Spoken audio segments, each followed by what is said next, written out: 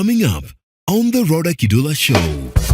When he told me, Joy, I would advise you start thinking about transplant. Because one thing with dialysis, the more you go through this machine, remember this is artificial. What's going on in your mind? Me, I'm done. Me, I was so devastated. So devastated. I am in utter disbelief. I remember one of my biggest questions was, God, you're looking at us and you think we can go through this, like for real? Unatuangalia unaona tunawezana na hiki. Oh my God.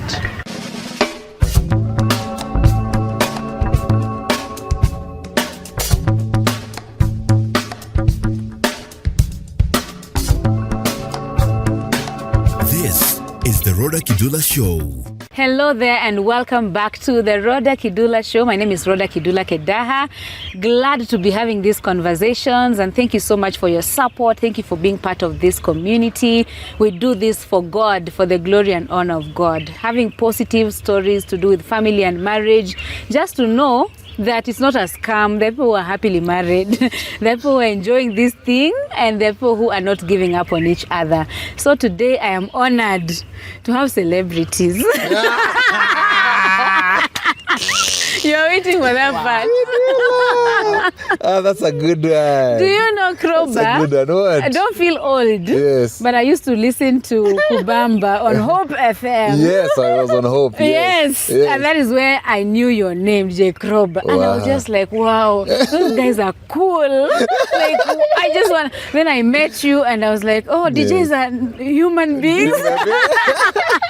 We are people. You are people. Yeah. Then through that, following you, I got to meet your wife. Yes. And I hosted them on the While I Wait. You talked to our single ladies online. Yes. That was a good night. Yes, that was a good night. And we talked a lot. Wife, Karush, you can talk. Yeah, by the way, you can talk. But me, I was excited. Yeah. I was excited about that evening. So that you know you inspire so many people. Yeah. And I always love telling people I follow that whatever you post is not a mistake. We read. Wow. We might not comment, but we read and we get inspired and we are motivated, you know. Nice. Yeah, we say, yes, wachawi wako, but the good people are also. Yeah, and actually God has been teaching me to cover people in prayer. Wow. People who, like me, who expose our families, our children, our homes. Like Rawder, when you see them online, cover them in prayer. Wow. Because haters are there. Very true. Yeah, so now please officially introduce yourself to us. Officially? Yes. So what's up? My name is DJ Karumbas, or Karumba Ngatia. That is how the government knows me. I'm a DJ, an audio engineer, and a faculty member. Faculty member. Oh, faculty member is I'm one of the lead faculty guys at Africa Digital Media Institute. Wow. It's a creative institute and I lecture there. Wow. Yes. You're a lecturer. Yes. Would I take you seriously? What do you teach? I teach audio engineering there. I would take you seriously. I teach audio engineering there. Yes. Oh, nice. Yeah. And I'm a very serious guy. No, check. Kwa nini watu waminingi nikisema hivyo? You are serious? If you are part of my students, comment hapa chini. Wacha Rawder aone. Yes, that he's a serious lecturer. Yes, tafadhali. Wanjiru Karumbas is my good name. Married to this guy, Mr. Karumbas. Unafaa kuambia my girlfriend, hizi ni nini? Girlfriend for how many years? Yes, endelea. Girlfriend for almost 15 years. Wow. Yes. Yeah. No, they're more than 15. They're more than 15, eh? Yeah. They're more than 15. More than 15. Either way, when you tell our story, we'll count. Put the numbers. The numbers, eh? Yes. I'm a fashion designer and a mother of 3 amazing kids. Wow. Yes. And you're wearing you. Oh yes, this is we are my wearing work. Wanjiru Karumbas. Yes. And you look beautiful. Thank you. So African and classy. Yes. You know, my daughter would still wear this. I would still wear it. My mother would. Oh yes. It cuts across, right? I love it. Oh yes. So when did this happen? We start with the real story. Who was the real story? Who saw who first? Kama ni hivyo acha. Mimi nitajistart. Now you'll speak English because your friends in South Africa will comment. They will comment. And they say that All right, vernacular. let's go. Let's go that English. So, the year is 2005. The month is February. Yes. I am saved less than a month. Ooh. No, it's March. Because I got saved end of February 2005. That was like the 10th or 20th time I'm getting saved. Unajua watoto wamelelewa nyumba ya kanisa mnaokokanga mara every day. But that one was the most grounding one. I'm 19 years old. I'm now getting saved. I'm grounding my decision. We're in Nairobi Lighthouse Church. I saw our friends here. Yes. I saw Becky and Sukre. Oh yeah. Yeah. So tulikuwa hapo ndo mali niliokokea. Wow. So here we are. I get saved and do some few classes there. We do encounter weekend, then I come back, then I start volunteering in the sound team. Wow. So as I'm volunteering in the sound team, at that point tulikuwa, what's this place? City Stadium. Jogoo Road. That's where the church was. That's where I'm volunteering. And tuko hapo kwa bleachers. So mimi niko huko juu na watu wa sound. Yes. Then I see a girl wiping seats. Down there, huko chini on the bleachers. I see a girl wiping seats. And then I ask my mentor, his name is Pion, do you know that girl? And then he looks at me and says, go and introduce yourself. I don't like being dared. I go down the bleachers. I go see the girl. I say, hi, I've seen you from up there. And I wanted to introduce myself. My name is Karosh. What's your name? And then she gives me her nickname. Her then nickname was Missy. Missy, M-I-S-S-Y. Why? So she tells me her name is Missy. And I say, all right, that's all I came. I just wanted to know you. And I saw you from there and I want us to be friends. So my name is Karosh. I can see both of us are busy now. Yes. So you do yours, I do mine. Yeah. We'll talk another time. Yes. So that's how I met Joy. 2005 March. You were busy. I was busy. Was that the first time you saw him? That was the first time that was the first time I saw him. Oh. Yeah, that was the first time I saw him. I was busy serving. Even when he said hi, there was nothing to it. Oh. You understand? There was nothing to it. Personally, I spotted a beautiful girl with short hair. She used to have short hair. Like short hair kabisa. Alikuwa anakaa kama Missy Elliott. If you know who Missy Elliott is, apparently will not I reference. know. But don't Google now. But you'll see the short hair. When you see her, you'll see the short hair. So she used to have short hair. So then from there, every other Sunday tukaanza kusalimiana each other and stuff with those side hugs. The same hugs. Ilikuanga hivi. Hakuna kukumbatiana. You don't close it. No. Who taught you that, or it just came? No, that was the culture. That was the culture within that ministry, and you flow. And it's a good culture. Yes. You know, it protects everyone there. You know, and I'm for it, by the way. I am for it. And so tukaendelea every other Sunday we started meeting each other. Yes. You know, at that point I had plugged into training, into School of Leadership. So there are 3 levels, level 1, level 2, and level 3. That whole 2005, I'm meeting Joy every Sunday, you know, saying hi to one another. Nothing much is going on. I'm kind of like liking the girl, but nothing much is going on. When you get none of you was in a relationship. No, me, I wasn't in a relationship. Okay. Yeah, maybe.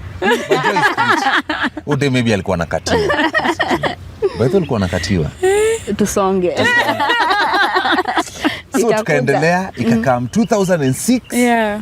Then in 2006 Joy left. Oh. Sasa ingia hapo. Yeah, where did you go? We were living in Buruburu. Yeah. And then Sitam came to Buruburu. Oh. And I got that burden because Nairobi Lighthouse, we were fed. Yeah. That church, we were if it is grounding, Yeah. that place did such an amazing work in our lives. And they taught us whatever they are feeding you, hata ukirushwa kwa even if you are taken to the desert, you'll be able to stand for yourself. Yes. You'll be able to have a relationship with God. So when Sitam came, I felt the burden to plug in and help them, you know, as they start. So that's how I left Nairobi Lighthouse. But I was released by my pastor. I used to sell bookmarks when I was in Nairobi Lighthouse so that I can be able to afford fare to go to church. So that's how he got my number, from the bookmark. Very true. I bought bookmarks from her. Yes. So, because I never gave him my number. So when I left, 1 Sunday, 2 Sundays, 3 Sundays, he's not seeing me. So he called to just check on me and, you know, make sure I'm okay. There's nothing to it. Nothing. And Two he friends. would send me SMSs and he keeps saying I was spiritual. You are. You are squeaky. You are. I would say that, hey, I would text Joy and I would say, hey, something like, hi, how are you doing? I hope you're keeping well. I'm fine, just checking up on you. Send. Joy would text like this. Hi, I'm keeping well. I'm good. Psalms 91 verse Lily says, and I go like, chick, ni salamu. Ni salamu. Why I was hiding myself in the words. Wow. I was hiding myself. Maybe I was hidden. off. Sana. So he calls. Yeah, he used to call. And I remember there was a time he called and I was sick. And I told him I'm not feeling well. As a friend, he came to see me. And he came with apples, yogurt, and I think there was chocolate. And let me tell you, still nothing to eat. We were able to catch up, get to know where did you go to. Told him where I went to. Now I'm fellowshipping at Nairobi. At Sitam, you know, I've left Nairobi Lighthouse. And I think from that point, our friendship went to another level. But there's nothing to There's nothing on your side. Is there anything on your side when you're coming with apples? No, at that point, it's like, this is a beautiful girl. I would love to know her more. I've reached out. She's told me she's not feeling well. Go see her. When you get. But it's someone I'm liking. When you get. Yes. And so, I continued to fellowship at Sitam and him, Nairobi Lighthouse. But we used to have those like catch-ups. Like we would meet just to catch up. How are you doing? How is your walk with God? You know, just to catch up as friends. Or even friendly events like graduation. Yes, because we had those are the places we would meet. Because we had the same community. Same community. We had we were in the same cell group before I left, and so I still kept those friends. So that is 2007, 2008. That's when now he got into the competition. That's where I come in. That's where you come in. Tell us about the competition. No. Tunamaliza 07. Yes. When 07 comes to an end. I remember we had an interesting meeting with our mentor then. Pastor James. And it was James Okumu. I like that man. I love that man. Sasa Pastor Jemo. They are talking to us, you know, about girls and stuff. And he tells us to write something down. Comes and tells us, I want you to write girls you think you can marry. Andika wale mademu unaweza marry. Andika number 1, the one you can marry now. If that one says no, the next one. Andika wale wenye. Write the girls that you think you can marry. It sounds so bad from our side. I know. No. You get the context of this. You get the context. It's a very interesting context. So Andika. So at that point when I'm writing my list, I go like, hey, I write Missy, then I write some other girls. It's good to say other girls. And then Pastor Jimo tells us, if this is the girl you like the most, if she says no, it's not the end of the world for you. Oh. That's the concept. Okay. It's marriages don't work because they say yes. No. Marriages work because couples have the capacity to agree and disagree. Naelewa? So wakisema no, move on to the next one. Wakisema no, move on. So that your mind is not locked to one person. Okay. Iyo concept ya soulmate kutoke. Yeah. No. Marriages is work. Yeah. It's work. That's why we were writing the list. Yes. To free you up. To think so that you don't limit yourself to one person. Yeah. Mimi nikaandika list yangu end of 2007. Come to 2008. I say now I'm going to be much more proactive with this girl. Yes. I see if I'm going to get a yes or a no. Unanishika? Yes. Haya, so the year begins. Tunaendelea, I continue with my SMSs. I'm still getting Bible verses. My SMSs, Bible verses. My SMSs, Bible. Tukasukuma mwaka, by the way. Ikafika hapo around August, nikasema, me, I'm now meeting this girl. Me, I want to tell her where I am. Yes. So I remember it was up around August 7th, 8th there. Because I'm going to give you context. Yeah. So I tell her, let's meet up. Let's meet up. So I text her, she agrees for a meetup. We meet at Bomb Blast. So what we do, there was a supermarket just before Bomb Blast. Ilikuwa gani Tuskys ama ni gani? Yeah, ilikuwa Tuskys. Hapo sahi kuna what? Quickmart. Hapo Tuskys, we buy some 2 juices and some queen cakes. Yeah. Come, enter the Bomb Blast. I think it's 20 bob. Yeah. So we enter, there are so many flowers. Yes. Because kulikuwa na Bomb Blast memorial. That's how I remember the date. Maniket. Yes. So we go, we come, we sit somewhere on the grass like this. So Joy enters into the bag, takes her juice. Me, I'm going for mine. Yes. She's opening. Takes a straw. Me, I know that is hers. So me, I'm going for mine. As I'm going for mine, she says, Shika. So a couple of things ran through my mind at that point. Because there's a funny prayer I had made like 2 years ago, around 06 or 07. Yeah. Because at that point now I'm in this Christian environment and there are very many girls around me and stuff. They're all beautiful, they're all amazing. And so that I tell God, so that I know who the right girl is for me, is the girl who's going to put a straw in my drink or who's going to put sugar in my tea. That's how I know that is going to be my wife. Oh. A very shallow prayer. It has no depth whatsoever. And the thinking behind that was someone who can serve me. Yeah. That was the underlying shallow prayer. Yeah. So you can imagine all this Bible study, all these events.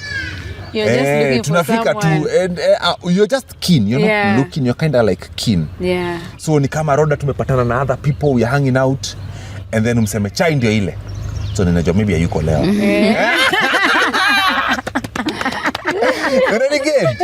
Ndio zile soda jisotini. Ziko pale ndio zile keki ndio zile. She's not here. So pia uko alert. Yes. You can imagine what goes through my mind when she does that. Wow. My mind is racing. She has no idea what she has done. Umeniget? I have to calm myself down. Juu hata tujaanza kuongea chakachapu.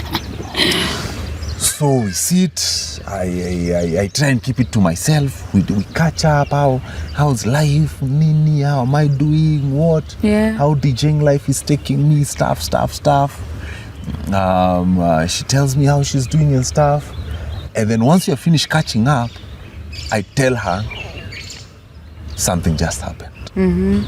Menikit? And I tell her what has happened. Yes. And I tell her, I like you and I have a plan. These are the words that I say. I like you and I have a plan. If you say yes, I will tell you the plan. I would just say yes to hear the plan. Joy ni nani?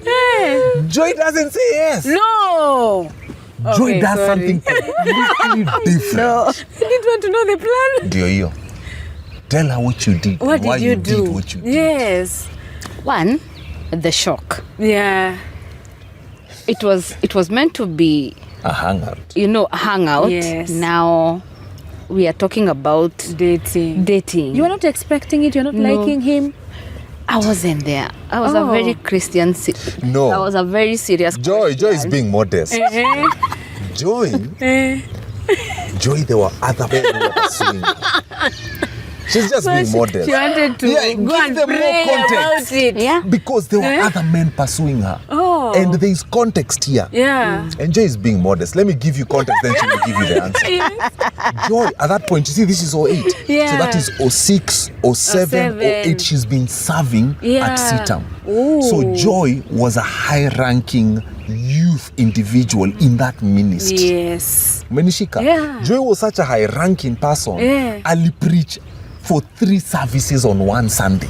In The youth CITAM Sunday. Burugu. Hey, you know there's a youth Sunday? Where, Rhoda? You know. Imagine preaching on the main church. Yes. For all 3 services.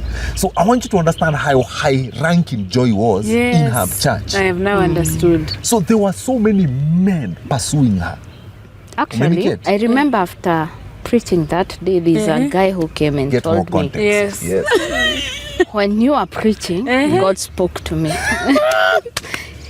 And you're my wife to be. Ooh.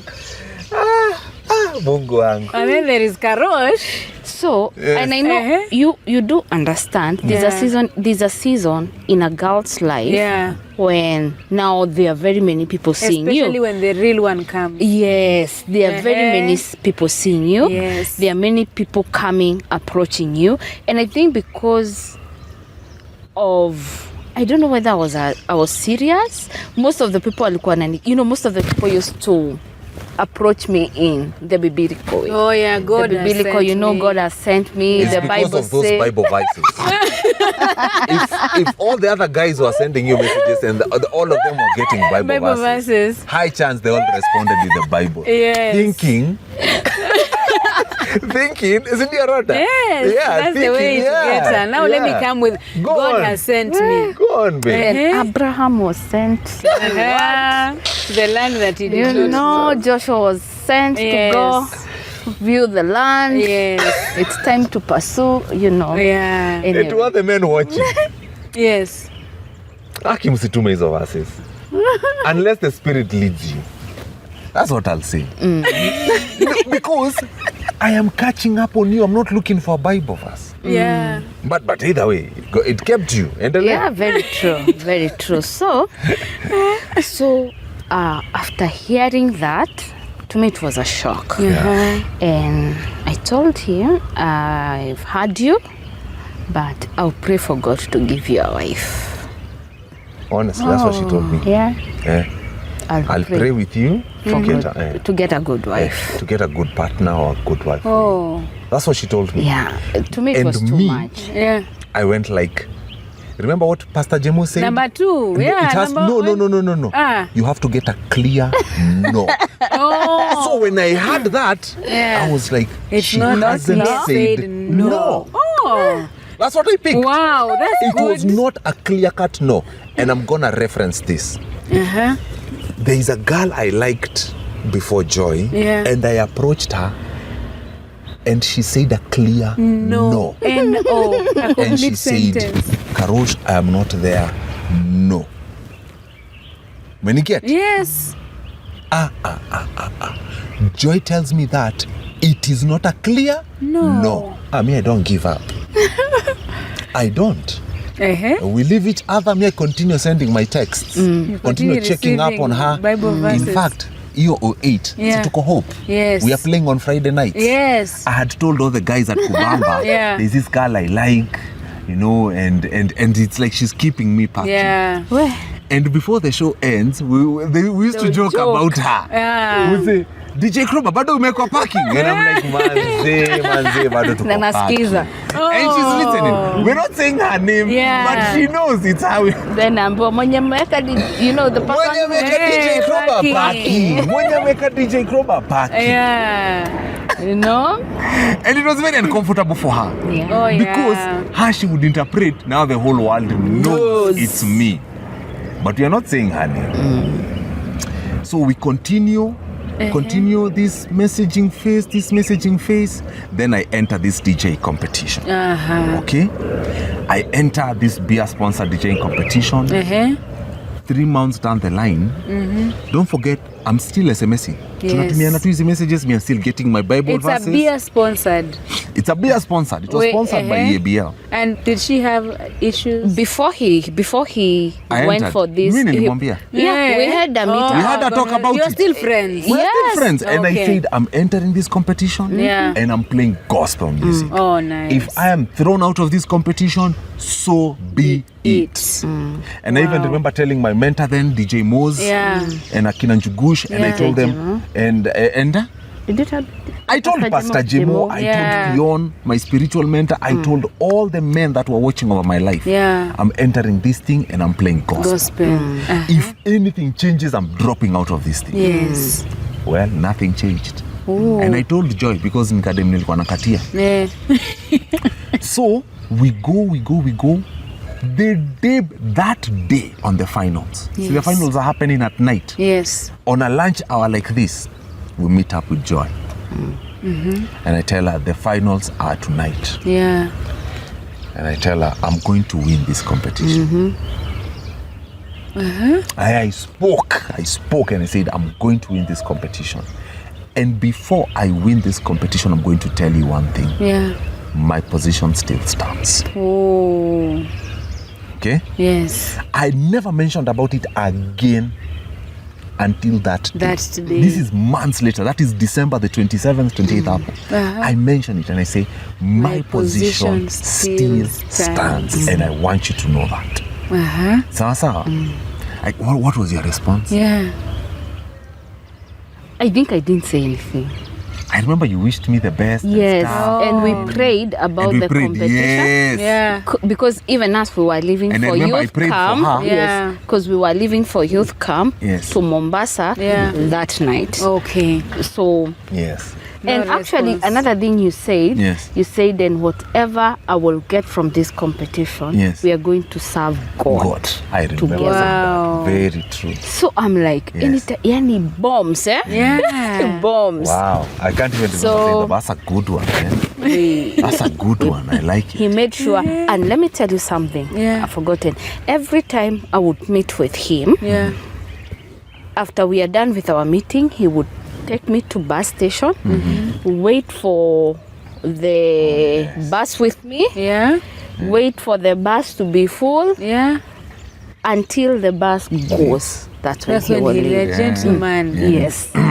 So there were things now after he expressed his intentions, Yeah. there are things that I started noticing. And during that time, it was my time to pray. Yeah. Because let me tell you, if there's something I take serious, it's the union, the marriage. I didn't want to make a decision out of emotions, out of who. And Who again, he is. remember, I'm in the leadership of Yes. youth leadership. Yeah. My God, You're a role people used to model. call me pastor's wife. Then you're For bringing a DJ. Oh. Bado hatujafika hapo. Let me tell you. So, to Alikuwa me, anaenda? there were those. Ulikuwa unaenda wapi? Mombasa. We were going to For the Mombasa camp, yes. for the camp. Yeah. So, we were still communicating. He would, I'm about to go on stage. So, we got to a point where now he was so quiet, and I can see the competition is over. That time, there was no social media. Already. No, there was no WhatsApp. Everything was an actual text. Text. Yes. And I remember at around 2 a.m. him calling me and say, guess what, Missy? I have one. He was crying. Oh. I was so happy for him. And now I knew, this guy now, he's a celeb. Oh, Our ways Joy was happy and scared at the same at the same time. Yeah. Because I knew now he's a celebrity. Yes. Waking up still the was. following day, he's in the newspaper, he's But all now the over. dynamics have changed, yes. My goodness, now I thought, even if there was hope, Yeah. I should not have any hope with him. Yes. We came back from Mombasa. He was waiting Pause. for me. I knew that is what she was going through. I could Yes. sense that this guy's life is about to change, and here we are. Yeah. And he's won. Yes. Because remember, 4 weeks before, I was on billboards all over the country, Yeah. hyping for the finals. Yes. Umeniget? So anajua, because akienda home alikuwa ganaona hiyo Billboard hapo doni. Anajua ule karoshi. Amewin. Yes. This guy has won the event.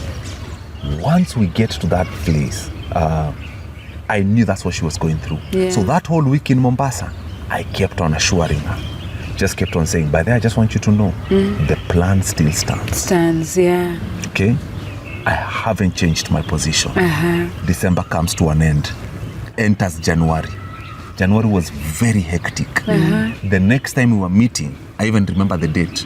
February 3rd, Books Fast, Nakuma, opposite Nyayo Stadium. Oh. I even remember the place. We went and we sat. And I remember we were catching up. And then we get to a place, Joy asks me, this plan you keep saying that you Yes. have, what is it? And I say, let me tell you the plan right now.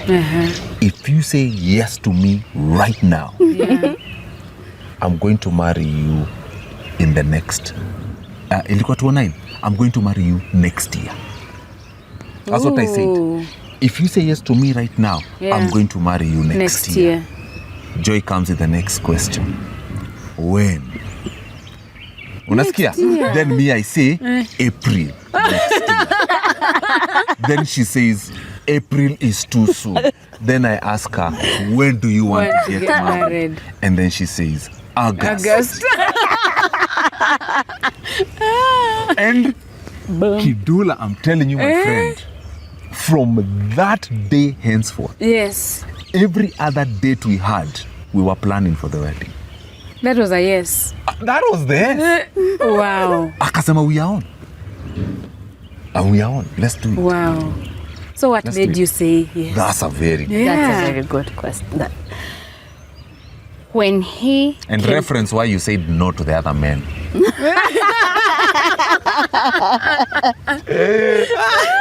As you say, said yes to you, leave them alone.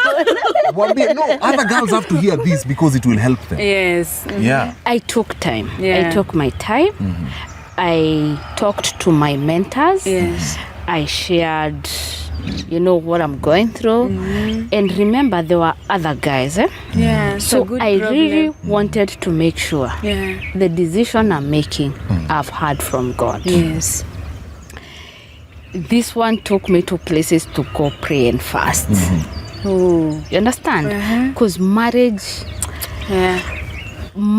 is not a decision to be taken lightly. Yes. So after talking to my mentor, I remember one mentor having me in her house, and she told me, don't look at this guy as a DJ.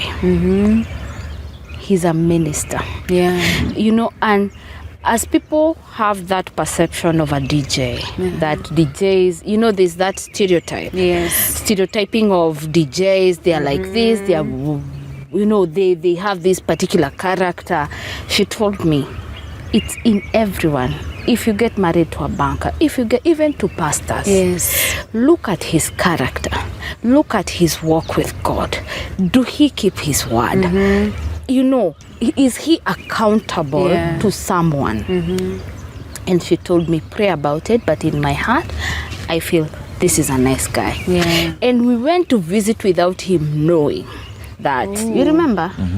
Without him knowing his meeting, there's a reason of this meeting, And she told me, this is the one. Wow. This is the one. One of my friends, we've done life together. Yeah. We've prayed, we've fasted. She told me, Joy, we've made many mistakes. Yeah. But this man, he's a man of God. Wow. So God would send people around me, and that's why it is very good to have a community. It's good to have people who will speak life. It's good to have people who have the best interest. Because sometimes we say not to the will of God, wanting our own will. You understand? And the will of God sometimes does not look like what you want. You understand? But there's just something about saying yes to the will of God. So having mentors, having people I would talk to. There are those who felt like I should not have gotten married to a DJ. I should have gotten married to a pastor or any, serious, And I remember, let me tell you, the word that God gave me for me to say yes is Proverbs 3. One in Yusema, trust in the Lord and do not lean on your own understanding. In everything, acknowledge God and He will guide your path. So when I was coming to say yes, I have sought my heart. I have, there are people I needed to release. I needed to be sure this is it. And here we are 14 years later on Sunday. So tukakam, once we said yes tukaanza hizo mipango, I want to celebrate Joy about something that she did during this season. And I want other ladies to hear this. I remember the following year we were doing our Rawder Show. And man, my budget was dented. That's a traditional wedding. Yeah, traditional wedding. Yes. To my international peeps. So, and my budget was dented. And I remember what Joy did for me. Wambi, tell them what you did. What did she do? Wow. Yeah. You see, because from the culture other I come men from, will benefit from this. From the culture I come from, there's that notion of we are selling the girl. So there's a list of what to bring. We are young. That time we were 23. We are starting life. I knew all the burden will be on him. So when that list is given to him, I'll be part of the person who will suffer. Because if he's not okay, I'm not okay. So what I did, I had a sit down with my parent and I told them, God has given me a man and I'm willing to bring him home. But I want things to be different. Nobody can afford to buy me.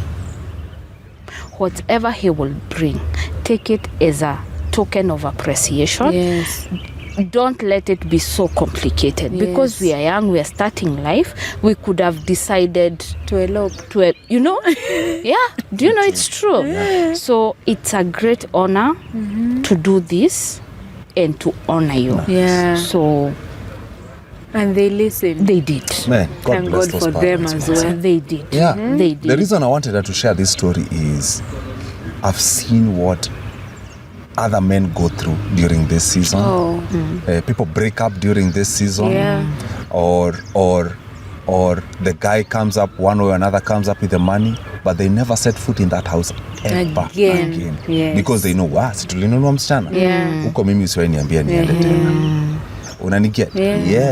So nanipoa kupiganiwa. Kachini you don't know, that hit different. That hit me very, very different. And then I knew, sasa I have someone on my side. Naniget? I could.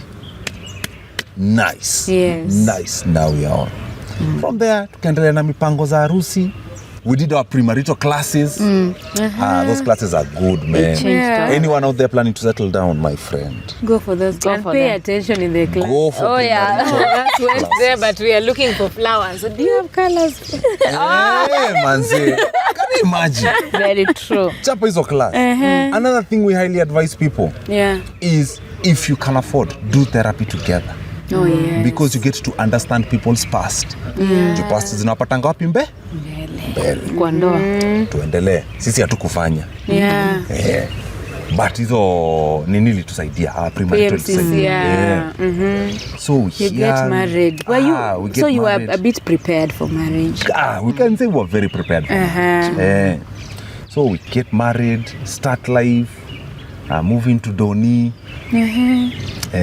Tukakaa hapo Doni for like 3 months. Now you're a big name.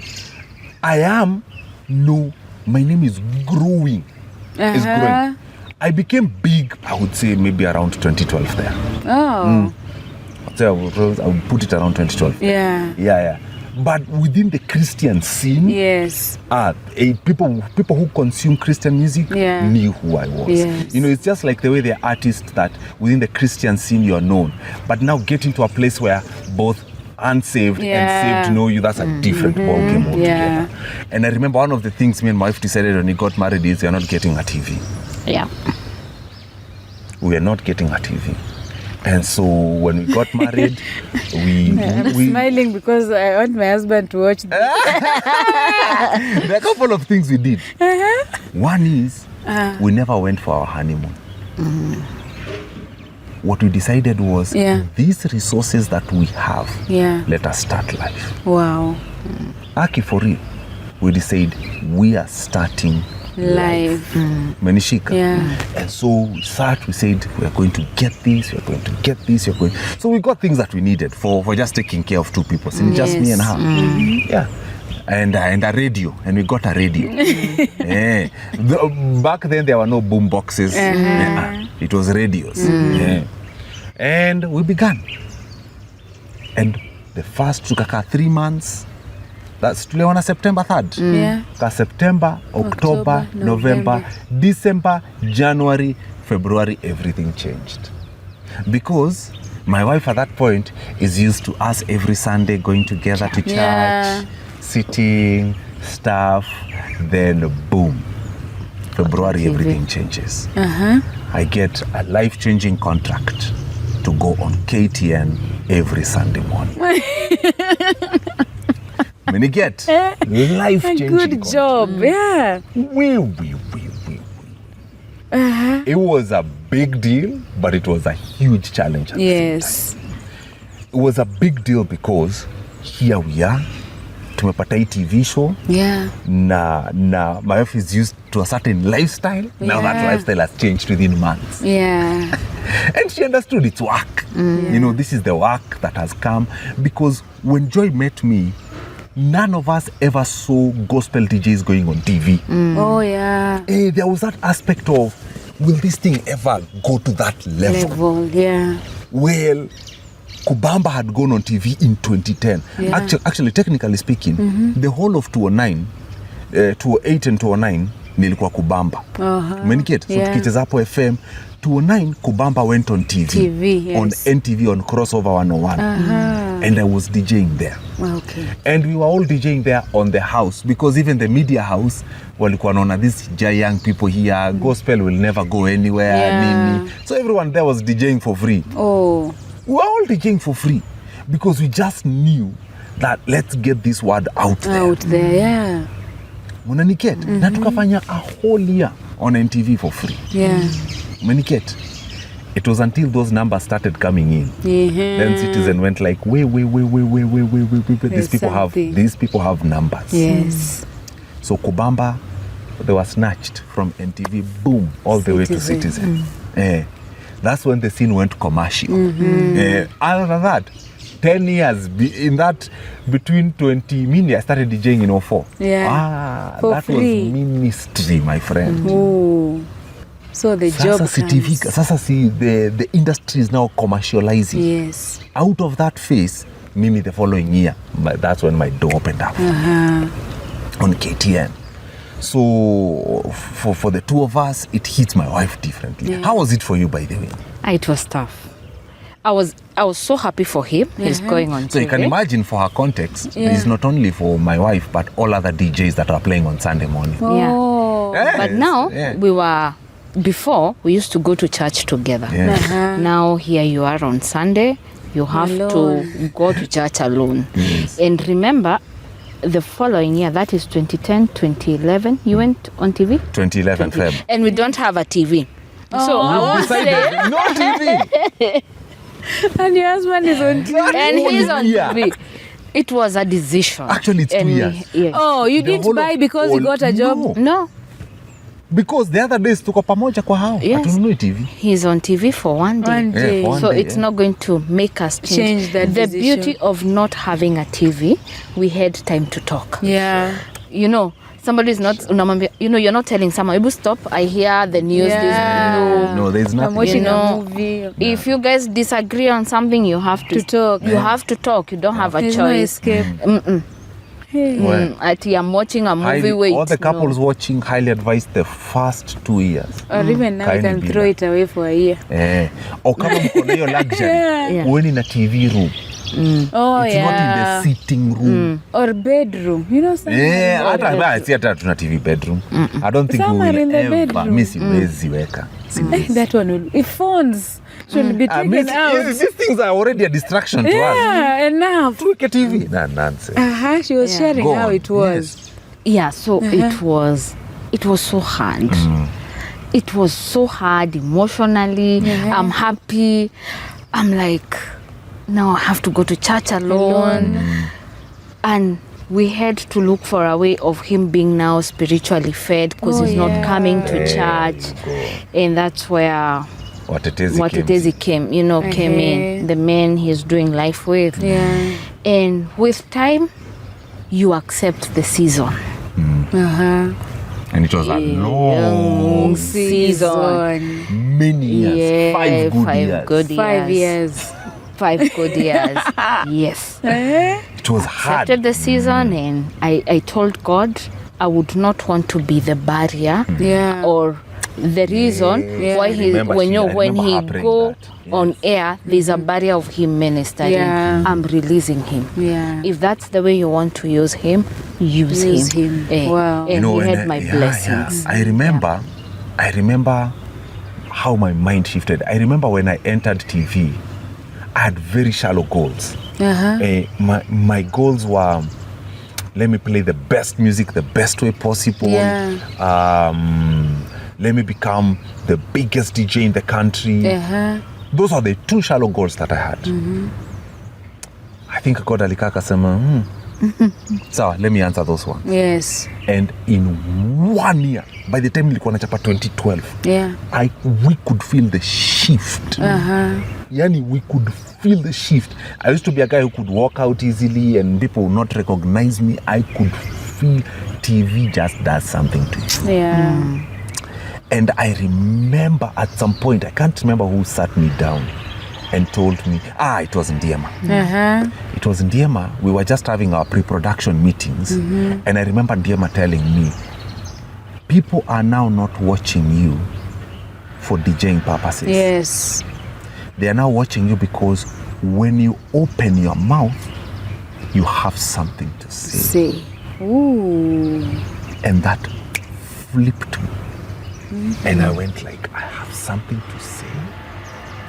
And people are listening to what I have to say.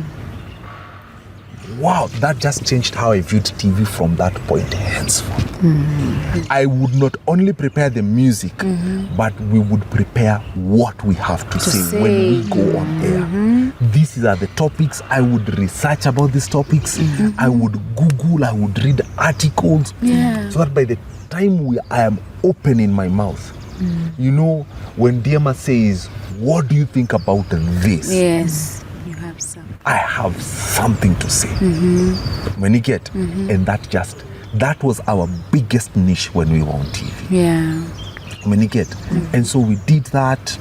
Then I remember end of 2012, that's when our firstborn was born, Toria, who just turned 11, just 2 days ago. Her kid turned 11. So tukakaa. Now it was a bit different for Joy because sasa kona mtoto wa kuangalia. Yeah. That's when we bought a TV. Just before she was born. Like 2 weeks before azaliwe. Yeah. That's when we bought a TV. I remember hata tukukuwa na TV stand. Yeah. Tulidrill kwa ukuta. Tulidrill kwa wall. That's why. A week later. Very fun. So that's how sasa tukaendelea na life. During that Baby phase, number one came. Baby number one came. My brand started growing even more exponentially from now 2012, 11. Ikafika around 2014 when our second born was born. I remember we got to a place with my wife. I felt like now, when 2014 was coming to an end, what more? Yeah. What more? Nikikaa nione, what more can this TV Yeah. bring? Ilikuwa ina hit too very, very different. Yeah. Because we could sense that this is what TV can become, and there is no more beyond that. Yes. Nikaa tumefika ceiling. We could sense it. And I remember when that year was coming to an end, there's something you told me. Niambia nini? The season is about to change. Oh. That was our word. The season, and it was so clear his season on TV was over.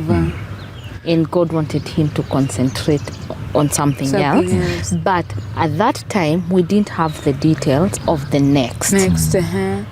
Until now, when he left, and he started concentrating on the studio. After he left, when 2015 was coming, that's when I shared the vision of I would want to be a DJ who plays original compositions.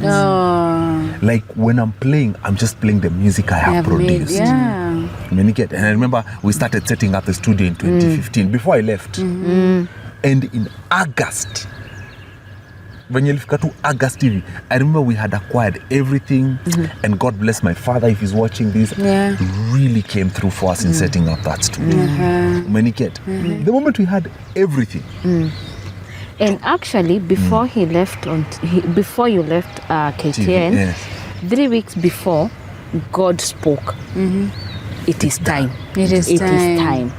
Hi, we interrupt this to bring you great news of a book that I have written, You're Now a Man. My name is Sami Kaihori, and what a privilege it is to introduce you to this wonderful book. This is not just the book, but this is a gift of virtues and values to your teen son, where we challenge the young man that it's just not about the cart. We challenge them to go beyond the cart. Grab yourself a copy of You're Now a Man. The details are running on your screen. I would like to know what's happening in your life, in your career. At that time, what's going on? It was the interior design season. That time, yes, that time I was doing interior. Okay. And it had peaked. I was doing very well. Wow. I was doing very well. Okay, because we are on the DJ, we're wondering what is she doing? I was doing... No, there was something Joy has not mentioned. Yeah. I remember when we got kids, Joy said, I want nataka kulea watoto. I remember that was We had a shop, yes. We had a shop on Tomboya Street. Yes. Actually. Yes. Yeah. For her to sell jewelry. Yes. Yeah. Actually, I used to make and sell. Make and sell, yes. Make and sell. So when our first daughter came, I remember even before I got married, this is something God had put in my heart, that, and I made a covenant with God, that the day you will bless us with kids, I would want to be there for them. And let me tell you the miracle of it. Yeah. So here we are. I'm so pregnant, and we still have the shop, and God is reminding me of the covenant. Prayer, And the day I said, okay, God, I've had. I'm closing the shop.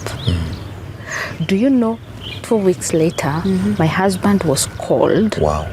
And his contract was doubled. Actually almost tripled. Like Yangu ya Standard Group, yeah? Yes. Wow. For real. Yes.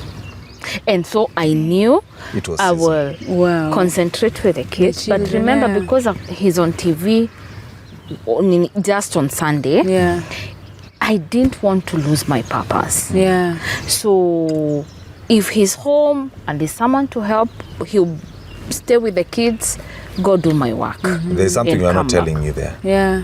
We never had a house help. We have never had one. It was until last year. Yeah. We've never had a house help. So it was always, it's either taking care of the kids or I'm the one taking care of the kids. Wow. Yeah. And someone just told me on this show Yes. that the children who are raised and given attention by their parents, there's something different about them. The confidence. I've just told you how I met your daughter. Oh yeah, by the way. Without even knowing she's your daughter. And I was like, who is this girl? Questioning how my day was. That is story. Wow. We've never had a house until that time.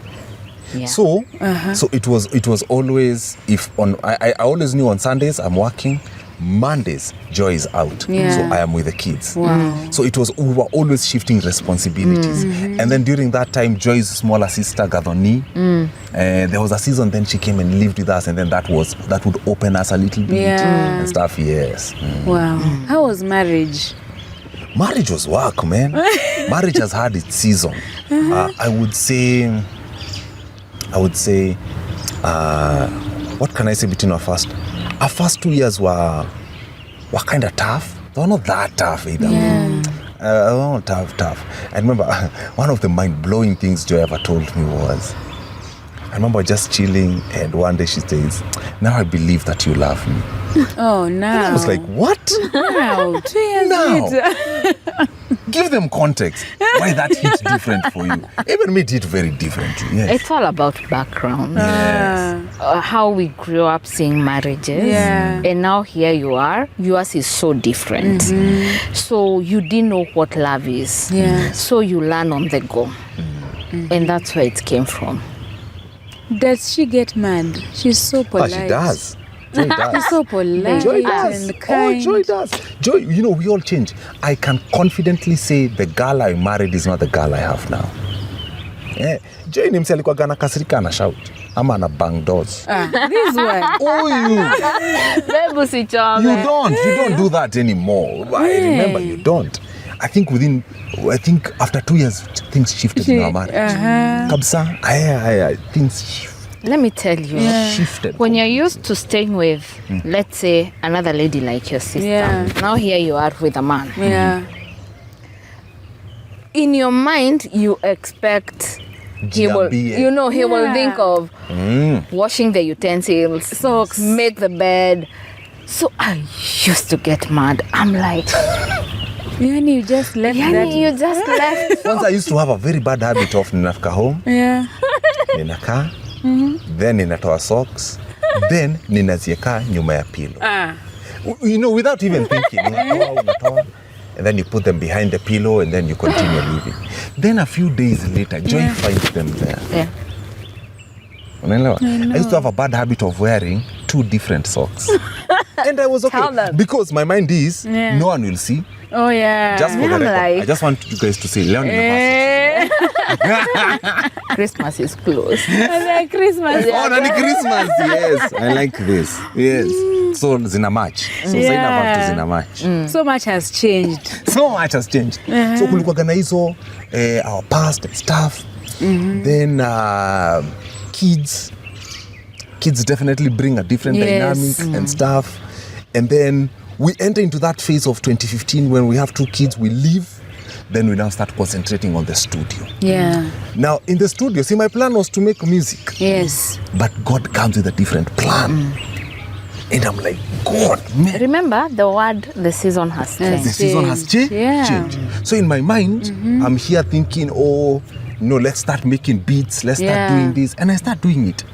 But someone calls me. This guy is Sami D. You know Sami D, the video guy? Ilitokana na Ndiema. Ndiema sent me a script for Kenya Power. Akaniambia, I have this Kenya Power script. I want you to do it. I think it was something like, Kenya Power's innovative map will help us find you faster. Tata. Ndiema, God bless his soul. So you did that voiceover for him to come to me? My friend. The rest is magic. The rest is miracle. Because anyone who calls me, I just forward that voiceover. Yes. Sami hears it. Sami says, we are doing this a couple of things for Eric Omondi here. Can you do these voiceovers for us? I started doing voiceovers. And Sami brought me countless businesses for voiceovers. Alikuwa tu boom, here is a voiceover, here is a voiceover, here is another voiceover. Tulikuwa tunapatanga 1 gig a month. Yeah. And that one gig would take care of us. Very true. Aki, you know, one ad can do a lot. Yes. I remember even Enos Olik giving us business. Aki, God bless you, Enos Olik. We were neighbors. I remember nikimwambia, but I do voiceovers. Yes. And he's editing adverts here. Then he would say, hey, do these lines here. Boom. I'm doing this advert. Do these lines here. Boom. God bless you, and Enos Olik. And so we did that.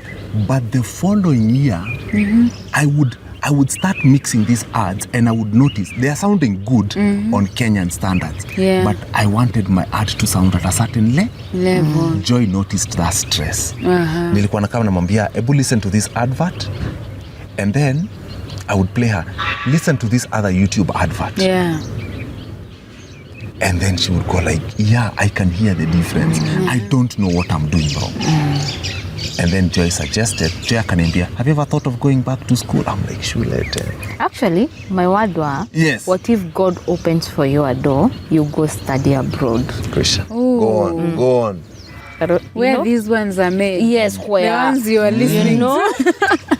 And he told me, no, it's expensive. We have kids. We can't do this. Yes. I went online, searched the 20 best audio engineering school in the world. Nikamtumia. Yeah. Okay. Mimi hata nilikuwa so hopeless hata sikufungua hiyo link. For real. I was like, good day man, I do. I never opened it. And let me tell you, God sent people to confirm the decision. Yeah. And eventually he opened up the link, applied, and able to take it over from. I applied to that school. Yes. Then I had a US tour. I was going to DJ a few places there. Then I went to the US. Then when I was in the US, I told those guys who were hosting me, take me to some of these universities that teach audio engineering. Hey. I would go to those universities and I would go like, this is it. This is Madness. it. I visited a few universities. I remember there's this one university we went to. Yeah. In San Francisco. And I remember talking to the admissions and staff that same day.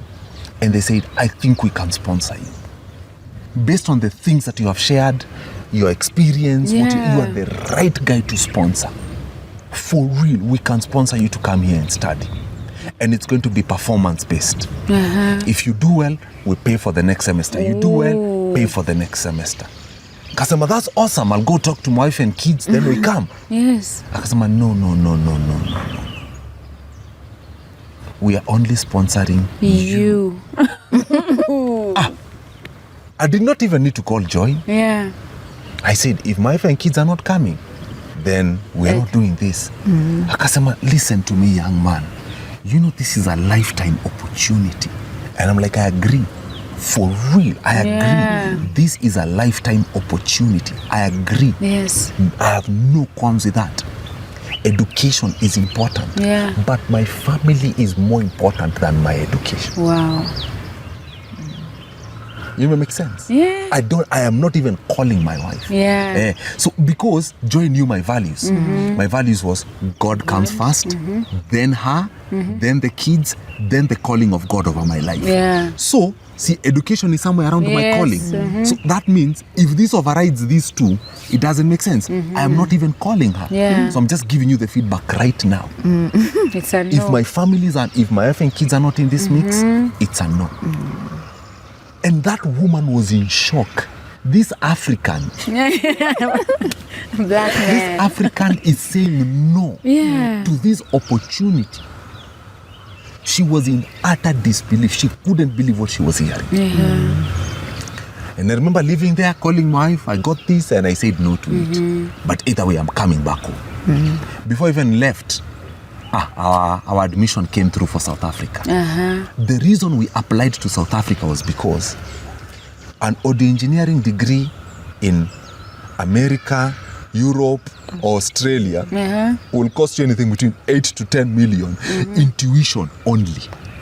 Tuition. It's costing $20,000 a year or $25,000 a year. Ilikuwa nachezea hapo. For real. South Africa was charging a fraction of it, but it's still expensive. Yeah. South Africa was charging about $8,000 to $10,000 a year. So Sonorioni, $3,000, $30,000. Yes. So for what you'd pay for 1 year in the US, you pay for a whole fees in South Africa. So it's still expensive. It's still expensive. Yeah. But we decided that is the place to go. When you get. And so when I came back home, it was just a matter of just sitting with my wife. And I remember us holding hands and praying over that matter and saying, God, if you're with us, you'll make a way for this. And I remember we wrote down what we were thinking of selling. I remember we wrote all the things in our house, all the things in my studio, and the motorbike that I had. And we said, let us sell these things and see. I remember we prayed over that list. And I remember we posted it in several WhatsApp groups that we were in. Yeah. Rawder, I'm telling you, in 1 day, 90% was gone. 1 day. 90%. Wow. that's how we knew It was in It God's was will. it's God. God's season for us to do this thing. That is 2016 hapo around September, October there. Yeah. And from there, process za kuanza kurelocate zikaanza. With everyone. Yes. Ai, sasa tunaenda na watoto. Kila mtu. We don't know a single soul. You are in South going to Africa. study. What are you going to do? Oh, the We will children know are- when we get there. We will know when we get there. For real. It's a crazy story. So Yeah. Journey of faith. the journey of faith. So the moment we do that, we start following up passports for the kids. Many get. Then student visa. A student visa is not like a visitor's visa. Yeah. People need to understand this. Student visa is a different ball game. Yeah. It needs a lot of paperwork. So we do that along a very stressful process. At the end of the day, mid-January we apply. We are told it needs 8 weeks. Menishika. I remember we prayed, we held hands with my wife and we said, God give us a miracle. Yeah. Because we are applying in January, school begins mid-Feb. Oh. So we apply, and I remember we told that guy, we hope this means. I remember I wrote a small note there. School begins February 3rd. If you can expedite this process for us, that would be awesome. We need a few weeks to settle in. Yeah. 6 days later, 6 days. we get a text 6 days. from the Embassy of South Africa. Ujeni mchukue visa. You know, you can't celebrate before Yes, you see pick it them. from there. Yeah. Because they might give 2 of you, Yeah. Oh, deny yeah. 3. Yes, that has happened to many families. Yeah, where they've given one spouse 3 kids, left 1 kid, and hey, they don't give the whole family because of paperwork. Yeah. Paperwork has to align everywhere. Oh. Pick it from there. So now we have few days to go before we land to South Africa. Yeah. We do not know anyone in Cape Town. And I remember my husband reaching out to a friend who went to the same university. Yes. And this guy connected us with the host who hosted him when he was there. And the host said, tell them to send me their photo, I'll decide. Annette. God Her bless name her. is Annette. And when Annette saw our photo, she said, I like this family. I will pick them from the airport. I will host them and help them to find a house. Okay. A stranger. A stranger. That's how you know this is the and will this of is God. A Yeah? few days before we fly. Yeah. So it's on a Saturday. We are leaving on a Monday. So we left. How are the kids taking all this? The kids are young. They are 2 and 3. Oh, They are very young. Let me tell you, now you are leaving what you know. yes. You're going to unknown. I knew that. This is a new land. We land in Cape Town, and I remember it was summer. It was very The heat. The heat. And Annette came, picked us, gave us her car. Thank God my husband had international driving license. There was no time to nurse jet lag. Yeah. We landed We and landed. hitting the road. Na tukafika tukaweka bags. And I remember Ate that lady lunch. says, We ate lunch. well, if you guys are free, you can use my car, go look for a house. Now in Cape Town, it's not like in Kenya where you will come to Kasarani and Move you in walk, immediately. Walk. knock the doors. No, there you have to go to Gumtree. That is online. Yeah. You look Like for the a house. Kibuya. Yes, you look for a house. Or legs or something. Enter your destination, Yes. drive to that place. And there are other people who saw the house before you. Yes. So by the time you come, the There are house other is people. taken. What? So let me tell you, and data is very expensive. Remember, we're on a student budget. Yes. So every coin counts. Yeah. You load You fill up that car's fuel, you go like, Yani, you load the data, in less than 2 minutes, it's gone. You've not yet found a house. And I remember it was so stressful. Because again, you're being hosted, you're 4 of you. Yes. This is so a this lady, stranger. Annette, is living with, Her mom. she's hosting her mom Yeah. and her son. Yeah. Her son, I can't remember that boy's name. You know, and I remember, Hassan, na huyo ni son alikuwa ameadopt. This woman is amazing. She is. Annette is a white woman, had adopted a black kid. Nice. Very nice woman. Let me. I remember, so we were just moving around looking for houses. We finally got a house. Yeah. And housing is expensive in Cape Town. That's what people need to understand. You see, we used to live in a 3-bedroom here in Nairobi and we used to pay 40. So me and my wife, we go like, we will half it, look for a house for 20K, live a bit further and we'll make it work. Yeah. We go to Cape Town. Boss, Cape Town is a beast. The house we got was a 1-bedroom granny flat. It's a slightly bigger SQ. Yeah. But it is one One bedroom. It is over 35 kilometers from Cape Town. That means you're living in Thika. Yeah. And it was 3,500 rand. Hiyo ni kama 35K. Ooh. I am like, Jesus Christ. That is how expensive real estate is Yeah. It is. in Cape Town. And this is how. Because the reason we could have, we thought of living in the ghetto, but because of xenophobia, we were like, me have to make sure my wife and kids are safe. Safe, yeah. It was a very tough decision to move there. I remember it was a very tough decision because I said, your safety means more to me. I want to go to school and make sure you guys are safe. Are safe. Yeah. Wow. Remember that one? Oh my God. Move Let in me there. tell you, it was And God crazy. bless Annette. When we were moving, furnished our house. she furnished our house. This stranger we met. This stranger we met for a few days. Annette gave us a double-decker with mattresses and some blankets, tables, utensils, whatever we table, needed. a couch, even some 2 seats, Yani, whatever. some yoga mats. This woman, some pots. Literally, the only thing we bought was a cooking Cooker. Yes. cooker, a 2-burner, Yeah. and we could begin life. We bought a 2-burner and some. Alitupatia curtains. Yes. Oh my God! She gave us even curtains. Everything. God Everything we bless needed. this woman. Wow. And that's how you know you're in God's will. That's how that gave us a lot of confidence when we entered the land, and the land Favor. accepted us. Yes. The So we favor. could feel the land has accepted us. So we could feel God wants us to be here. For how long were you there? We're there 3 for years. So here we are, new land. Karosh has started school. Yeah. I'm home with the kids. Yes. Remember, we're on a budget. Yes. And we got to a point by the time we were getting to April. 2 months, our budget was done. Oh. I remember So we checking my do- bank account and seeing 1.1 rand. We've all have empty accounts, but it hits differently when you're in a foreign land. Yeah. Oh. Way. So, my friend, we knew, and we've said we are not going to call anyone. Remember, me and wife, we said we are not going calling to anyone for to help. borrow help. money. The God who directed us here, Yes, will we provide. provide. And I remember taking some days. We took 3 days A 3-day fast. fast. Uh-huh. And I remember by day 3, my husband was so beaten because him is going out. Yeah. He's going to school. And remember, Cape Town is not like in Kenya. Yeah.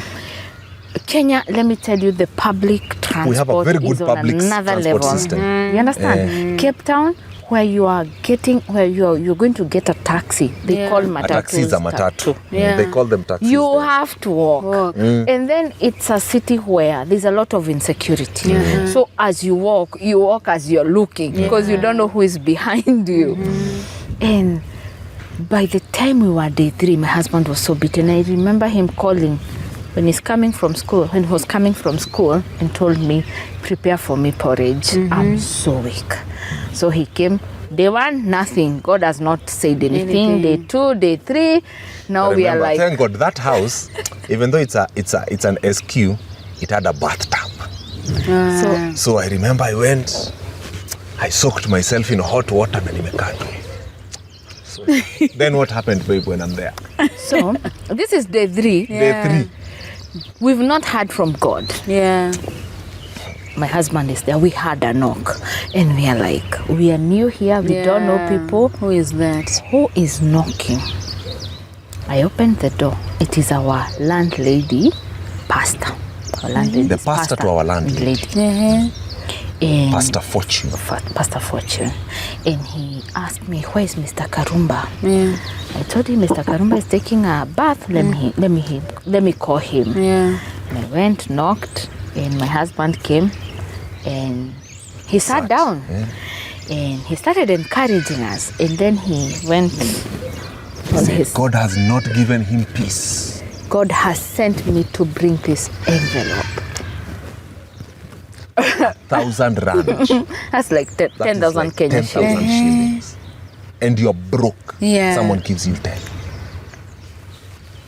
Let me tell you, he prayed for us and then he left. You know the way you are shocked? You are Can't like, believe God, what just happened. oh, Yeah. 3 days and few hours, you still came through.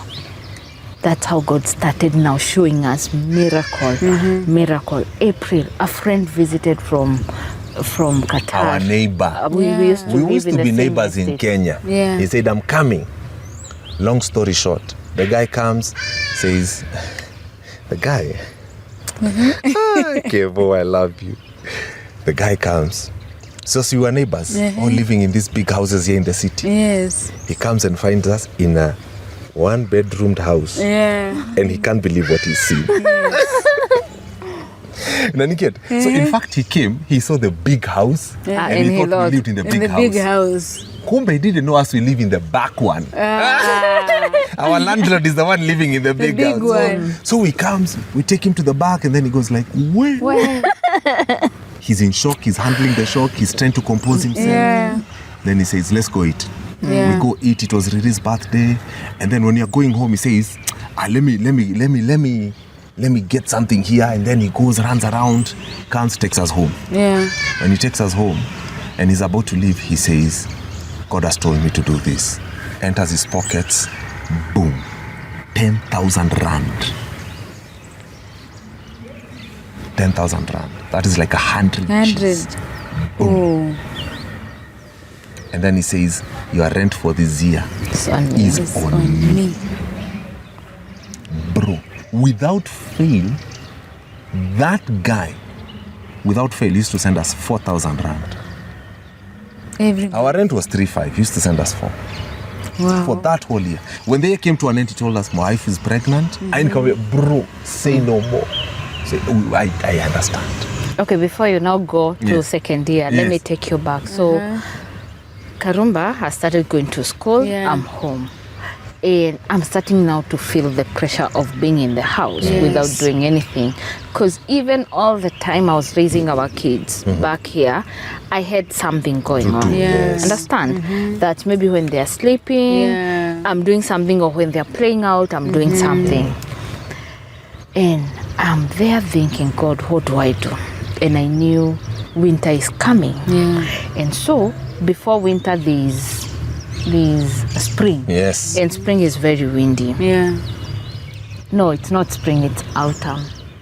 Which comes It's before autumn, fall. then winter. Then winter. It's very windy in Cape Town. So I started making scarves. Oh, yes, And snoodies. snoodies, with the Maasai and fleece inside. And I would stitch them with needle.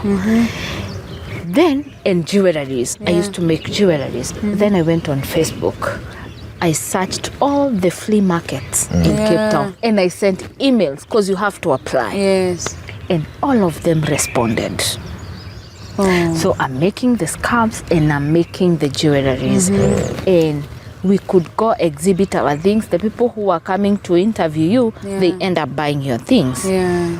One of our friends we met through a couple here, they gave us their number that when we get to SA we call them. But when we got there, they were handling an emergency. So now when they came to our lives, one day I blessed them with the scarves. Mr. and Mrs. Mzee. God And bless they you were guys, like, man. how did you make this? So when they went home, God told them to bless me with a sewing machine. Nancy. And they called and said, go to Gumtree, look for a sewing machine. Wherever you will find it, we will go get it for you. And that's what they did. And let me tell you now, this 1 year, where when Kevo is taking care of our rent, establishing the business. There's another couple I want to mention. This is Sarah and Moses. Sarah and Moses.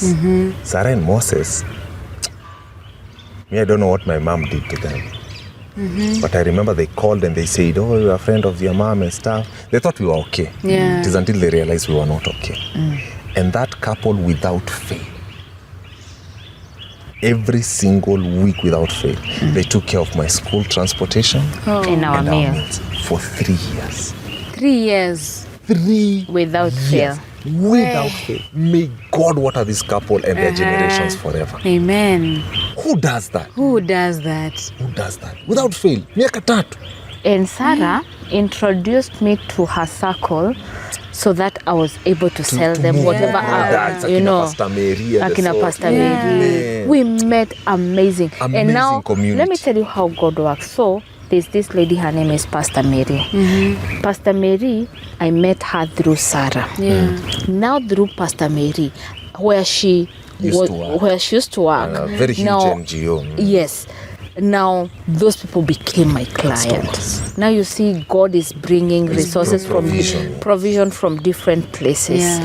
And That stability of her business, Sikevo is done with that here. Joy's business takes care of the following year. the second year. The whole of the second year. Wow. Umeniget? That is rent taken care of. Final year, my OG, my father, takes care of it. And Mina Kwambe Kidula, we lived a miraculous life. Miraculous life for 3 years. We could get into an Uber, we get to destination, Yes. and Twice it happened to us. Mhm. You take an Uber, a very long Uber. Yeah. It gets to the end, he does this, tries a zero. Even that guy says, do you guys work for Uber? For real. He's in Wow. shock. He can't be. and there's no offer. There's no There's offer. no offer. There's no offer. We have to come back to Kenya now. We have to come back. Then we to come Kenya. back. Come back in Akina Joy come a bit early, around August there, no, July. Then me, I come end of November after I'm done with the research papers. Ndio. At that point, my wife is heavily pregnant with our boy. Yeah. Actually, we knew one day before we relocated back, Yes. we were expecting. Before we left, that's when my wife said, hey, the way I'm feeling, the way I'm feeling. Yes, boom, she gets tested Pregnant. Positive. So we come, crazy pregnancy with Joy, child is born. Yeah. And I remember we were very broke. Man. Remember, you're starting afresh, eh? Yeah. You know when you From come back zero. to Kenya, Yeah, you're starting afresh because you're buying spoons, plates, Zero. mattresses, beds. God bless Kathoni for hosting us at that Airbnb. God bless you, man. It was not even an Airbnb. Eh, God bless. Paid a maisonette She for paid us. a maisonette. God bless Watetezi for buying our tickets in Zindua. They bought our tickets back home. Wow. We couldn't afford those tickets. God bless them. You know, even for Ndiema, my friend, Aki Ndiema loves me for free. Ndiema got me back on TV. Oh. Yeah, By the way, you came back and I then came you- back and went back on TV. Anto told me, can we do this, connecting with the head of production at KTN, Madam Catherine Mwangi, God bless her too. And we were back on TV during a pandemic year. Through Peter Kamau, my friend, as an audio engineer, landed back on TV. Let me tell you, Aki, God provided for us during the pandemic. hey, God provided for us. You know, things were bad during the pandemic. Mi nilikuwa nakaa chini nasema, yani God, we can pay rent, we can afford food, we can... God just provided. have a comfortable life. It was not exuberant, but it was okay. We were like, yani tuko na food, tunaweza lipa stima, you know the pandemic hit people hard. How is your marriage? At that point, we are readjusting. It is more of, how do we make this work? It is more of, we are readjusting. The kids are back home. The kids loved being back in Kenya. And there were so many adjustments because I came back pregnant. It was a very difficult pregnancy. Yes. Our son was born early. We were in the hospital for a whole month. Yes. We leave, then pandemic. Yes. It was just up and down. up and down. Thank God for community. Thank God for community. You know, and that pandemic year moved on. Then 2021, I tell Joy, what you've done for me during, you sacrificed yourself for me to study. I'm gonna let you thrive. So I said, I'm gonna concentrate on lecturing for you to thrive. Sema biashara ya Joy kupika. Sema Joy kukuwa globetrotter. Kuenda kuuza nguo majuu. Man, this girl thrived. This girl thrived in her business. And I'm so proud of you, man. You know, I remember Joy akienda Europe, US, kuenda kuuza nguo. It was amazing. This. Easy. Easy. Hizi ndo zile vitu Joy alikuwa anaenda kuuza. You know, and that was our 2021. And I remember now the plans began for, and I remember we said, we need to advance this thing. Yes. And I said, let's now think of, we're now thinking of, even the kids were like, which country are we going next? Because in their minds they were like, okay, now we're in Kenya for 1 or 2 years. Yes, so where are we going next? Yeah. Even all of us, even our minds were like, let's go to another country again. And we started making plans on relocating to Germany for me to go do my masters. But this now we were going thorough. We were going full scholarship, tuition, full scholarship, upkeep. That's what we were going for because tulikuwa stress. We were not going there stressed. So I remember we went there and we applied for this thing. And it came through, and we were supposed to begin studies 2022 August. Winter. Is that making sense? Yeah. Come 2022. 2022, we go well. We are planning this thing, everything is sitting well. Come April. Yeah. First week, was it the third week or what? It was mid-April. Hands up. I started feeling unwell. Yes. And I kept telling my husband, I'm just not okay. I remember even telling Faith, and Faith told me that could be acid. Mutual friend. That could be Faith. Imani. Kiteki. I remember telling her, and she told me, if you're taking, what is the name of this? Apple cider. That could be acid. Yeah. And she told me, stop and buy this acid medication. And I remember on Saturday now, I felt, something I need to be checked. And I remember I was in Tao finishing an order. Ilikuwa inaenda UK. I remember nilimaliza na hivi nikaingia chemist. Nikamwambia I'm feeling ABCD, ebu tell me what to do. Akaniambia that is H. pylori. I'm like okay. Akanipatia akachukua whatever she needed, did a test. After waiting for an hour, the test came, it was negative and she told me it's not, so I think you should go to the hospital. Went home. Now waking up on Sunday, I felt no. So took myself to the hospital. I had to leave Karosh home. Because there's a miracle in these guys. Just before Joy got sick, we decided you're getting so overwhelmed. Let us get someone to help us during the day. That's how we got Mama Dan, our house manager, to help us during the day. During the day. Then jioni tuko peke yetu. Yeah. It's just a way of God Yani, seeing where you cannot God see. aligning things. Yes. Because the moment she got sick like this, That's when Mama Dana was reporting. that's when Mama Dan is reporting. So, went to the hospital. Protocols, pressure, weight, height. Now, when they got to check my pressure, the machine kept reading error. Yeah. So they told me your pressure 3 times. Your pressure must be so high, you need to lie down. So they took me to the casualty, and I was laid down. After 5 minutes, she came back and took the pressure again, and it was so high. It was 253/187. And I remember her asking me, how did you come? Who brought you here? And I said, I came alone. Yeah. And she told me, this is an emergency, you need to call someone. So organizing with my sister to come, because it's on a Sunday, come babysit so that Karosh can come. So my sister came, Karosh came to the hospital, but we didn't know what was awaiting us. So after checking all the vitals, all the organs, they got now to know where the problem was. And we were called in the doctor office, and he said, we did the renal test and we've seen where the issue is. Your wife's kidney, they have an injury. You see, when you hear that, you're thinking, okay, which medication are we supposed to take? Yeah. And he told us, unfortunately, there's no medication. You have to start dialysis immediately. Hey. Do you know what that is? No. Have you ever interacted? No. You hear things, but you don't know what they Yeah. are. You So hear them. he's talking about catheter. The catheter, I know, it's the one for CS now. When so I am like, how will I be working with that thing? Yeah. You know, I'm so confused. I'm like, God, it's like your world is crumbling in front of your eyes.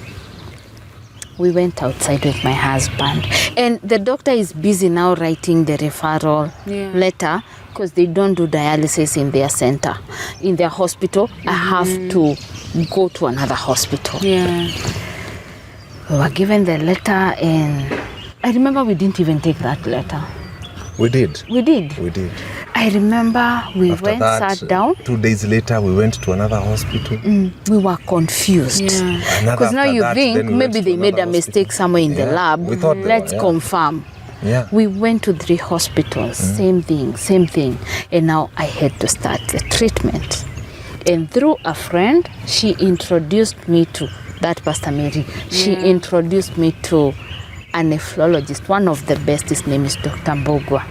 And Dr. Mbogwa said, I will take her case. And now with that, I knew I'm with someone who is on my side. Yes. And let me tell you, he took us through the season of being admitted in the hospital. You know, it was one of our toughest. How long were you in hospital? 6 weeks. Yeah. Not in and out, like No. you were in hospital. Yeah, Because the 6 weeks. first time now they inserted the catheter so that I start dialysis, the pressure went down. So I had to go to HDU. Now and let me tell you, your pressure better be high than low, because now bringing it back is an uphill journey. Went through dialysis. I'm still on denial. I'm still confused. This is so, it is so traumatizing. You're in a season you never thought you find yourself in. And I remember I was discharged after 6 weeks. We went home. I was so weak. I lost a lot of weight. And now the shock, because I remember when people would come to the hospital to see me, you could see the shock in their eyes, and I would know, I'm doing badly. I'm not okay. After 2 weeks home, blood infection, back to the hospital. And I told my husband, this time around, I do not want any visitor. I need to have a moment with God. He has allowed me to go through this journey. I need to have that moment of heart-to-heart moment with God. And let me tell you, those 3 weeks in the hospital, I had my moment with God. The only person who would come to see me was Karush or my sister or my brother. My sister's the Co-family. But friends, no. Let me tell you, Kidula, it was a moment of tears, moment of accepting, moment of, and I told God, you have allowed me to go through this.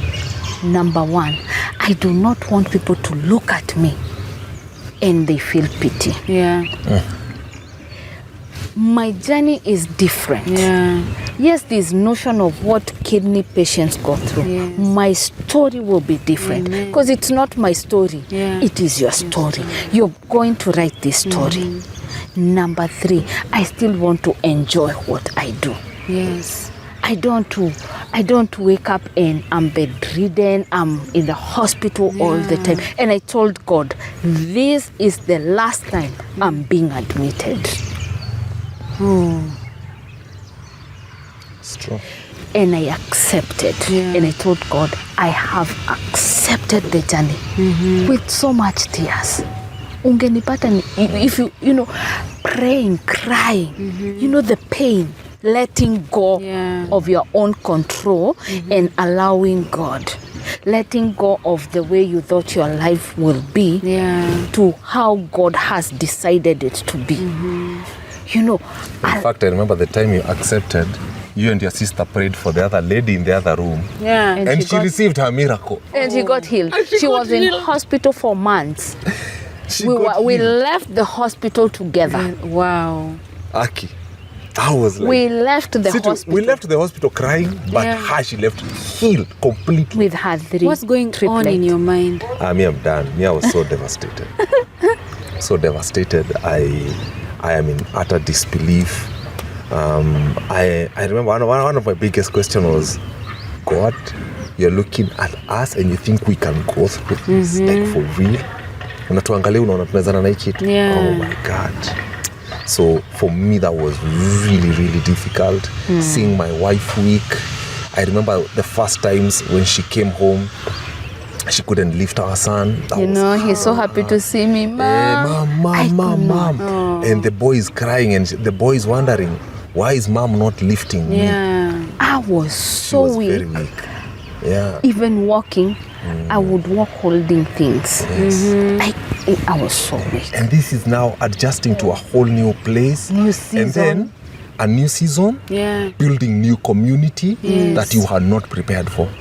Because the more Joy does dialysis, the more the dialysis people become your friends. The patients and their caregivers. The nurses become your friends. For real. These doctors, even so, this whole journey, these people become your friends, and then it over time, when you guys go to dialysis, and then one of you does not come, it shakes up everyone. Everyone is quiet, and then mnafika hapo 8, mnafika 10, mnafika 12, mnaona haja come, mnasema, hey, have you called to find out if he or she is coming? He left us. Hey, Napata, he left. Just one of you. Because you know them, you know their family. Yes. Gone. So during this period, it shakes you up. Or you go for dialysis and an emergency happens To you. It happens one to Joy. I remember once she was connected and managed to error, an air bubble entered into her bloodstream. Joy collapsed. For a long time. She was under resuscitation and emergency. It was crazy. Did you explain to your kids? So you can't tell them things like this. What do you tell them? My kids, this is what the kids know. The kids know a lot. The kids know their mom has kidney failure. The kids know their mom is going under dialysis. The kids know what a dialysis machine does. The kids now know their mom needs a transplant. The kids know now, as of today, who the donor is, because that they didn't know before. The donor is. They know tentatively when the surgery will happen. They know what will happen after the surgery, they are not in the dark. We intentionally decided to inform the kids and keep them aloof. They might not understand some of these terminologies, but the general picture of what is transpiring, they know. We don't want to raise kids who say our parents left us in the dark. If you look at yourself at 9 or 10, 11, you have a nice grasping of life. You understand what sickness is, you understand what the element of life and death. And so we made sure that they understood this season in the best way their minds can capture it. So from day one, you have been looking for a donor? No. When I was being diagnosed, my diagnosis was acute. Acute. That means it can heal. It can heal. Yes. But with time, it became chronic. You understand? And I remember one time having a conversation with a nurse, and he told me, Joy, I would advise you start thinking about transplant. Because one thing with dialysis, the more you go through this machine, remember this is artificial. Your body is natural. Dialysis, it's doing a job that kidney does. So, but not efficient as a kidney. So, your veins, will be affected. They expand because of the pressure. Remember, this is a machine washing your kidneys. And I remember from that point, now the seed was planted. And we started thinking about it. It is a long journey, having a meeting with your siblings, telling them about it, and giving them time to think about it. Because this is a lifetime decision. You understand? It must be a family member. It must. No, it can be anyone, but it is preferred. Yes. Because of DNA. In fact, and God bless Mercy, I remember the first meeting we had, she was gay. First meeting we ever had. Is she a relative? She's Joy's younger sister. She was 24 at that point. So we are like, are you sure? You are 24. And so we were very skeptic. And so our minds were locked on the other sister. Because we thought she's too young. She's too young, And so giving her time. As you're giving her time, life is now hitting you now. You're now adjusting to new budgets. Getting to understand the cost of dialysis, medication, tests, scans, anything that comes with treating a kidney patient. Because you might go for dialysis today and something happens and now you need to do a scan. Or they notice something. They say, do this test so that we are sure there's nothing wrong. Then you call, you're inquiring about the test, and you're being told it's 27, 11, 30K. 18, 20 something. Where? It's expensive. And you can't say, I don't want to do that test. You have to. You finish that cover very easily. That outpatient cover. We cleared last year's one very fast. Even this year, it was done very fast. And how many times do you go for dialysis? Twice a week. Twice a week. The beauty of the costs, the beauty of dialysis costs, it's taken care by NHIF. That is if we pay. If you don't, NHIF will not. You have to pay cash. It's 9,500 a session. A session. And you're twice a week.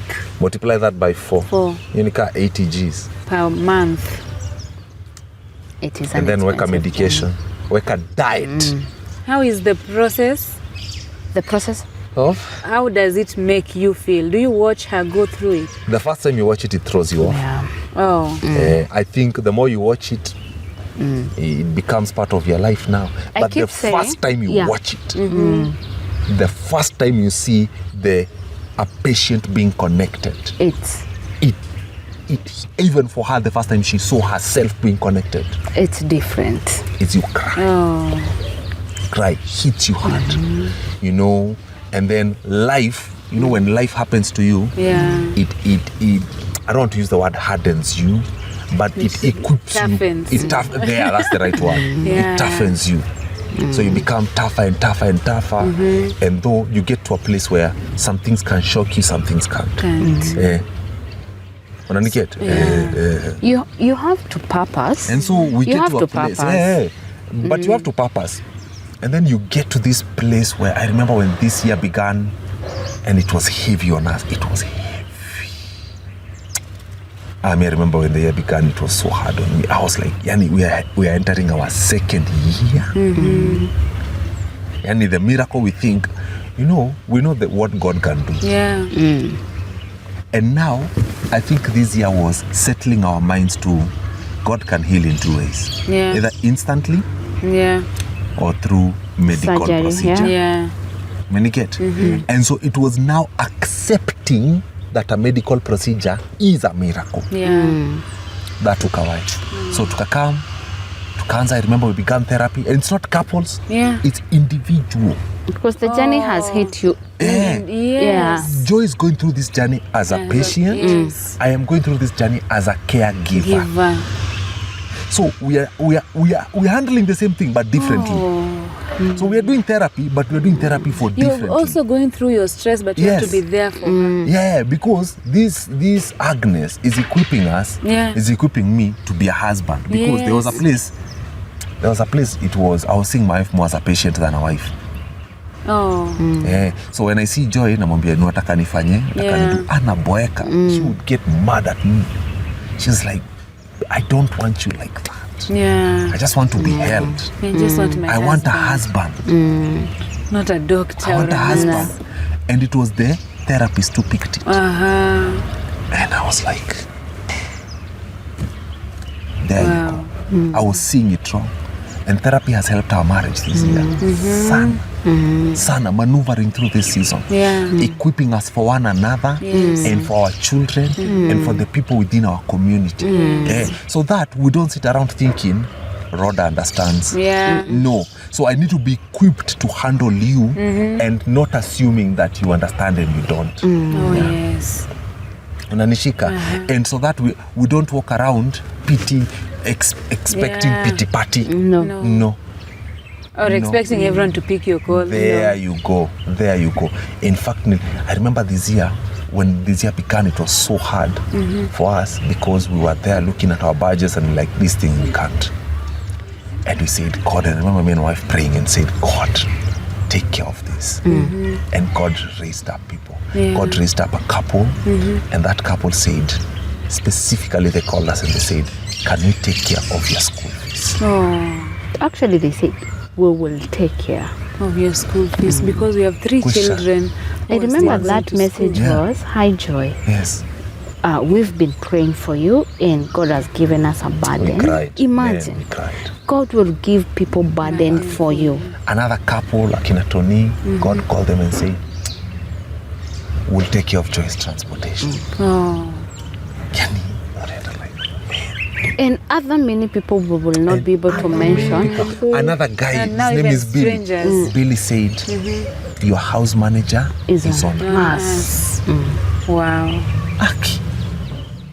Aki, yani, you go like, man, God, thank you. God has used people to work with us. Us looking like this is God.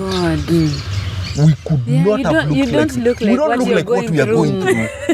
And by the way, it's a prayer we prayed. It's a huge prayer we prayed. And God said, cover us with your grace. So that we don't look like what we are going through. And so us, when we got to this place where the assurance of now that we are crossing this bridge into transplant, we just knew this is it. Now we have to publicly ask for help. Our community has done a lot for us. We have to go publicly and ask for help. It is an expensive. It's divided into 3 parts. Pre-surgery, surgery, and post. Pre-surgery, that means both the donor and the recipient have to be tested head to toe to make sure there's nothing wrong with them. They have to test your head to toe to only be sure it's only the kidneys. There's nothing else. And also on Mercy, my younger sister, that there's nothing wrong with you. Because if they find anything, that anything has to be taken care of. Then after that, surgery. That one is a small part in the story. The bigger part is post. Yeah. That is the healing part. Yeah. Immunosuppressants, medical tests, doctor's visits, making sure there is no infections close to joy because her immunity is low. Isolation. Well, that is the journey ahead. Of all those 3 phases, the third phase is the most intense one. Because if you get that part wrong, Joy is back on dialysis. Can you imagine? Joy amepewa kidney, alafu we get it wrong. We can't afford to get it wrong. And as she heals, her sister is also healing. Yes. She's the hero in the story and she's not even here. How do you feel? You cry. When you look at your sister right now? Every time I see that girl, I cry. It's humbling. I hug her and I cry. And I remember her telling me, I do not want you to call me and say thank you. I don't want you to feel indebted. I don't want you to feel like you owe me. I'm doing this because I love you and I would want to be remembered. I changed humanity. Those are heavy things to hear. From a 24-year-old. Yeah. You know what 24-year-olds are doing? Do you know what 25-year-olds are doing? Thinking about themselves, not all. Some. So it's a very So the humbling. Estimated cost I've seen in the campaigns is 6 million. 6 million. That is what we are trusting God for. And you said something that it's you, us, and God. It's a partnership. No, it's God, you, and us. And us partnering together. Maybe you can just share what does number 3 represent? Because I know that is the Number 3. That's the account name. Yes. The Trinity. The Trinity. We just knew this is a 3-part thing. It's everything we're just landing on 3s. This process is a 3-step process. It's a 3-step concept. Like we need God in this, we need people in this, and us. So the number 3 was just hitting. So instead, when this pay bill number comes out, number 3, we just know the account number is going to be 3. So the pay bill number is 411-6415. We are appealing. And something that I know, we watched with my daughter. So I was like, I know them. Okay, they don't know me well, but I know them, you know. So she was saying how her savings have, I said, but me, I don't have, even that 50 bob. We'll take it. So I was telling her, even 10 bob, whatever you have. Do you know it's true? Some people feel like I don't have 10,000, I don't have $1 million. No. You know, we've been fundraising for a few days now. Unapata mamia, na ma 50 na maso. 100, but inajaza kibaba. It's like 50,000-60,000. And you go like, thank you. This is amazing. It's not about the amount. It is the heart. It's the heart that is giving. Now you're giving for a good cause.